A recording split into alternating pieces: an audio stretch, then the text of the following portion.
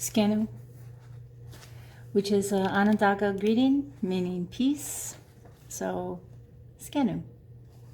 I'm going to be reading a story to you from Iroquois Myths and Legends. My name is Kelly Cullen. My father was a member of the Onondaga tribe. My grandfather was Grand Chief Eugene Jones, and my grandmother and a long line of mothers were medicine women, healers, midwives, herbalists. They went more by herbalists and healers than anything else. So I want to share this story with you. I hope you enjoy it. This is a story about winter and spring. It is a social story, which means it's a shared story, and different tribes of the Haudenosaunee community will have slightly different versions depending on the tribe, but this would be like a basic story. These are not Onondaga words, but they're the words that we would hear to hear the story, so those are the words that we would use to repeat. Goidane and Gohe, winter and spring. The snow mountain lifted its head close to the sky. The clouds wrapped around it, their floating drifts which held the winter's hail and snowfalls, and with scorn it defied the sunlight, which crept over its height, slow and shivering on its way to the valleys. Close at the foot of the mountain, an old man had built him a lodge, for a time, he said, as he packed around it great blocks of ice. Within it he stored piles of wood and corn, dried meat and fish. No person, animal, nor bird could enter this lodge. Only North Wind, the only friend the old man had. Whenever strong and lusty North Wind passed the lodge, he would scream,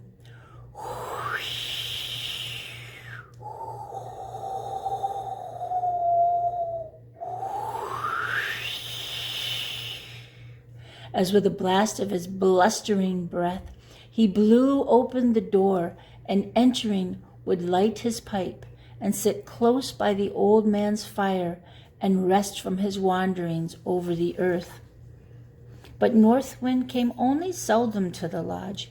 He was too busy searching the corners of the earth and driving the snows and the hail. But when he had wandered far and was in need of advice, he would come and visit the lodge to smoke and counsel with the old man about the next snowfall or storm before journeying to his home in the north sky. And they would sit by the fire, which blazed and glowed, but it could not warm them.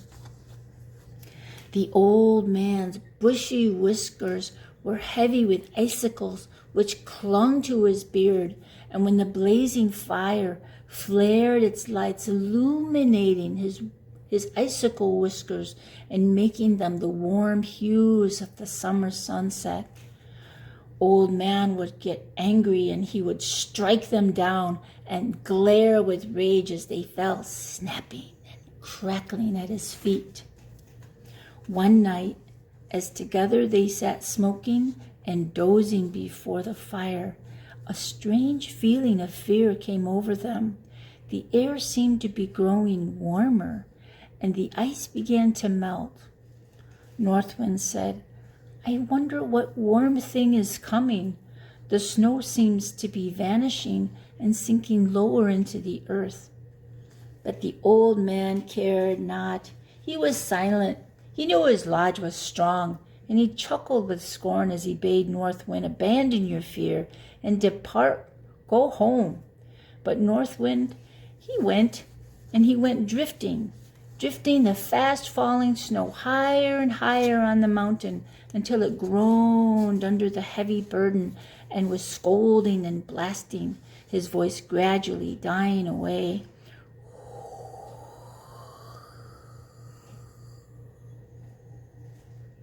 Still, the old man remained silent and moved not, but lost in thought, sat looking into the fire, when there came a loud knock on his door. Some foolish breath of north wind was wandering, he thought, and he ignored it. Again came the rapping, swifter and louder and pleading, a voice begging to come in. Still, the old man remained silent, and drawing nearer to the fire, quieted himself for some sleep. But the rapping continued, louder and fiercer, and increased the old man's anger. "Who dares approach the door of my lodge?" he shrieked. "You are not North Wind, who alone can enter here. Be gone! There is no refuge here for trifling winds. Go back to your home in the sky." But as he spoke, the strong bar securing the door fell from its fastening. The door swung open, and a young, stalwart warrior stood before him, shaking the snow from his shoulders as he noiselessly closed the door. Safe within the lodge, the warrior heeded not the old man's anger, but with a cheerful greeting drew close to the fire, extending his hands to its ruddy blaze, when a glow as like summer filled and illuminated the lodge. But the kindly greeting and the glowing light only served to incense the old man, and rising in rage, he ordered the warrior to depart. "Go," he explained. "I know you not. You have entered my lodge, and you bring a strange light. Why have you forced my lodge door? You are young, and youth has no need of my fire. When I enter my lodge, all the earth sleeps. You are strong with the glow of sunshine on your face. Long ago, I buried sunshine beneath the snowdrifts. Go! You have no place here. Though your eyes bear the gleam of the summer stars, north wind blew out the summer starlights moons ago. Your eyes dazzle my lodge. Your breath does not smoke with chill vapors, but comes from your lips, soft and warm, and it will melt my lodge. You have no place here. Your hair so soft and fine, streaming back like the night shades, will weave my lodge into tangles. You have no place here.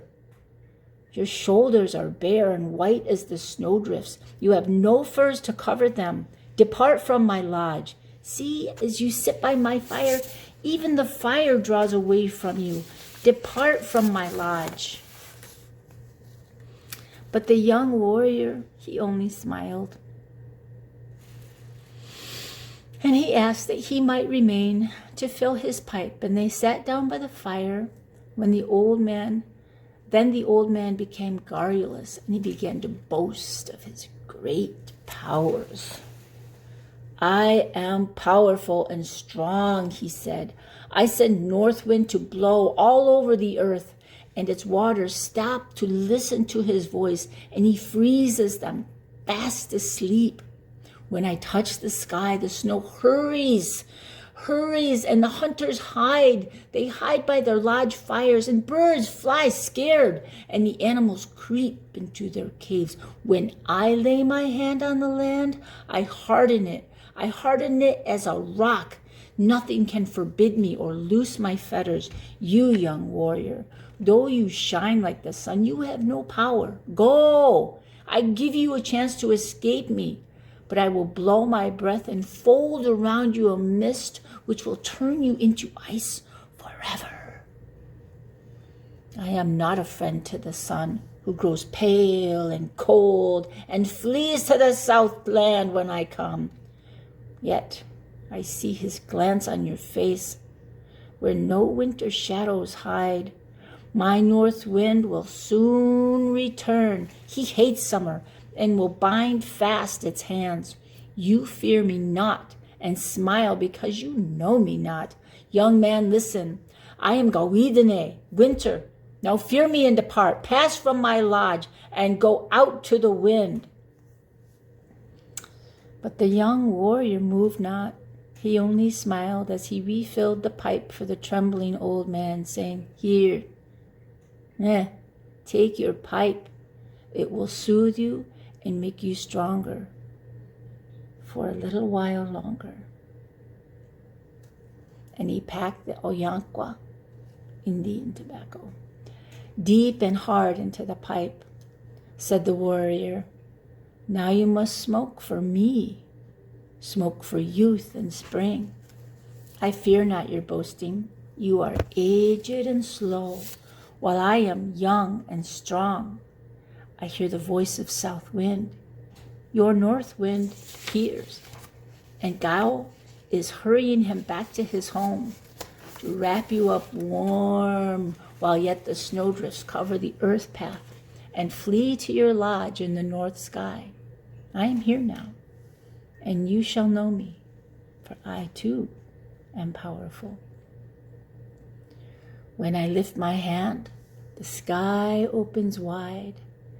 I waken the sleeping sun, which follows me warm and glad.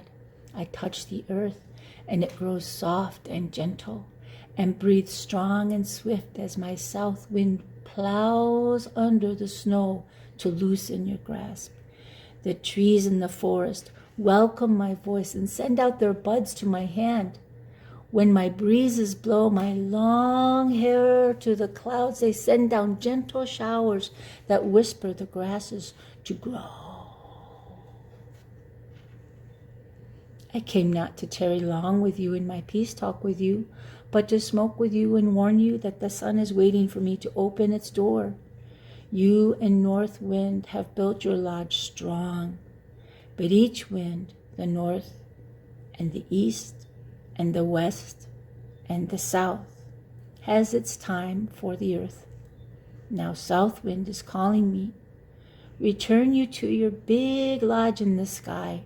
Travel quick on your way that you may not fall in the sun path. It is now sending its arrows broad and strong. See? The old man saw and trembled. He seemed to be growing smaller and grown too weak to speak, and he could only whisper, "Young warrior, who are you?" In a voice that breathed soft as the breath of the wild blossoms, he answered, "I am Gohe, spring. I have come to rule, and my lodge now covers the earth. I have talked with your mountain, and it has heard. I have called the south wind, and it is near. The sun is awake from its winter sleep and summons me quick and loud. Your north wind has already fled to his north sky. You are late in following. You have lingered too long over your peace pipe. And now the smoke floats, and it floats far away. Hurry, while yet there is time that you may not lose your trail." And Gohe opened singing the sun song. As he opened the door of the lodge, hovering above it was a great bird whose wings seemed to be blown by a strong wind. And while Gohe continued to sing, it flew down to the lodge, and folding Kawidane into its breast, slowly winged away to the north. And the sun lifted its head in the east, and it beheld the bird disappearing slowly behind the far-away sky. The sun glanced down where Kawidane had built his lodge, whose fire had burned but could not warm, and a bed of young blossoms now lifted their head to touch the top of the beams where the wood and the corn and the dried meat and fish had been heaped.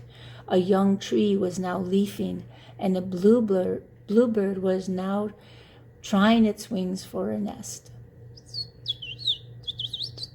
And the great ice mountain had melted to a swift running river which spread through the valley, bearing its message of the springtime. Kawidane, his time had passed, and now Gohe was reigning over the earth for a while. Thank you for listening to the story. Nyaweha.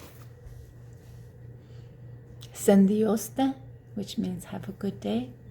On and go. I'm good to go. Thank you.